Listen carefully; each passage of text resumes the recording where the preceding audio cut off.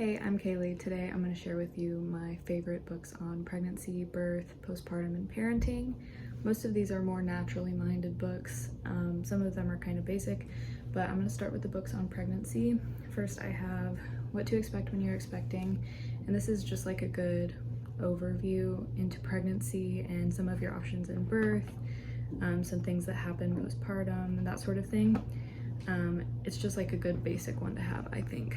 It gives you sort of a sneak peek into some of your options in terms of pregnancy and birth and whatnot. I don't have a copy of this one, but it's the Mama Natural Week by Week Guide to Pregnancy and Childbirth, and that one is just like What to Expect When You're Expecting, except it is more naturally minded. So it's going to sort of present the natural alternative to things, probably before the more mainstream option, you know what I mean? And that's all I have for pregnancy. Now I'm gonna go into the birth and postpartum section. I don't have a copy of these first two, but the first one is Ina May's Guide to Childbirth, and it's an informational and also anecdotal book about these women who experience home birth on the farm, which is like a birth center of sorts that Ina May was, I think she founded along with other midwives. But it basically gives information on your options during birth, during labor, what those options mean, whether you go the more mainstream route or the more natural route. And at the end of the book, it gives all kinds of stories on natural childbirth, and it's really touching, and it's definitely more holistically geared. So keep that in mind when you're reading. If you're not into that sort of thing to begin with, it might throw you off a little bit. The second one is Spiritual Midwifery, which is also by Ina May, and it is just like an all-encompassing pregnancy and birth book. I don't have a copy of it either, but I have a copy of this next one, which is Orgasmic Birth. I'll be honest, I was pretty skeptical when I read this book, but I will say after reading it, I can understand why the title would be this. And I would say, don't let the title throw you off, because despite the common feelings and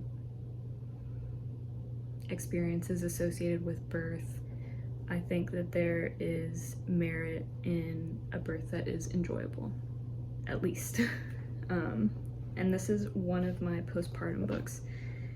I would say there's not that many books on postpartum, but this one's really great. It's the first 40 days. It starts out as sort of like a philosophy.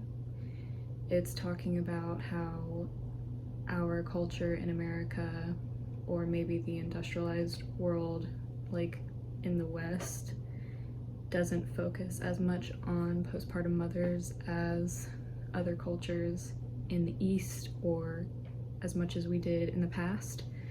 And then it also gives nourishing meals and recipes at the end of the book, and kind of snippets here and there about new motherhood, postpartum joy, and postpartum depression. And it's something that we don't focus on very much, so reading about it was really nice because it sort of gives you permission to take care of yourself in that postpartum phase. Next, I'm going to go through the parenting books. Some of these I haven't read all the way through, but the general idea of them I appreciate. This one is going to be the most, I'm going to start with like the more practical ones, like that give you like concrete advice on things like diapering and things that may come up like teething and that sort of thing. The first one is Go Diaper Free, and this is an elimination communication handbook. it goes really in depth, and it's really informative, like in a practical way. It'll give you, you know, how to do it, how to implement it, how to gather your materials, how to time it, all of that. So it's much more helpful than trying to like piece that information together on your own. So I would recommend that. And these are, so this is a herbal medicine guide from newborn to adolescence. It's called Raised Naturally. I haven't read all the way through it because it's mostly recipes, but it gives you things like remedies for growing pains and teething and colds and ear infections and stuff like that. So it's kind of just like a good thing to have on hand for that information that, you know, maybe people before us knew commonly, but it's not as commonly known now because that information isn't passed down as much anymore. It's like, you know, using garlic for an ear infection and stuff like that. And then along the same lines, I have the Nourishing Traditions book of baby and child care. There's also the original Nourishing Traditions book, which I think is just like a recipe book. But this one goes along the same lines as the one just before, like practical things for feeding and remedies for common ailments in childhood and babyhood. It looks like it talks about pregnancy and birth and stuff like that too, but you know, I haven't read through all of it, but it's just like a good general overview, and it gives you some good ideas about like, you know, foods that you might want to avoid for your children that are highly processed and really sugary and stuff like that. So there's that. And then next I'll go into like the actual parenting, like day-to-day parenting books that I like. This one is Unconditional Parenting. It's just that, you know, like unconditionally loving your child and finding ways to involve them and kind of making you look at yourself more in relationship to your kids rather than like your kids are doing something bad, if you know what I mean. It's like along the respectful parenting lines. And then Elevating Childcare, which is also a respectful parenting guide. RIE, I think that's Resources for Infant Educare. But it's just a practical guide to, you know, just like the things that every parent deals with when it comes to like toddlers having tantrums and saying no and testing boundaries and that sort of thing.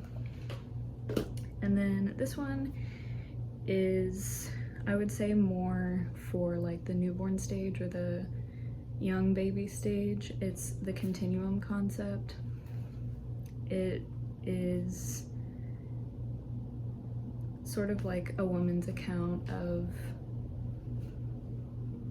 this tribe that she observed where the families were very trusting of the little ones, and they were expected from the beginning to want to be a part of the tribe and to want to be close to people and communicate with them and to do good naturally, and how we can sort of allow that to happen in our like busy, put the baby in a container type of culture that we have. It's like a nice slower pace, allowing your baby to develop as they would without intervention, without pushing, without judgment, that sort of thing. So that is all of my list, and I hope you enjoy. If you have any suggestions for books that you like about pregnancy, birth, postpartum, parenting, that sort of thing, just leave a comment and I'll make sure to leave a link to all of these that I can find. And yeah, those are my favorite books, and thanks for watching.